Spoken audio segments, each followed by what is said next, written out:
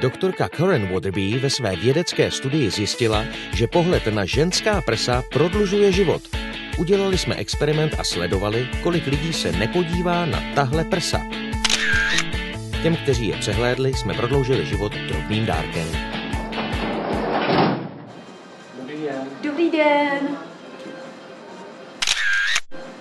Tuhle. No. Tuhle.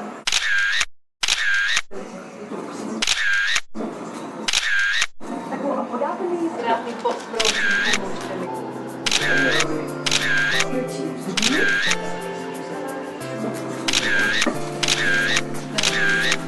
pro babičku.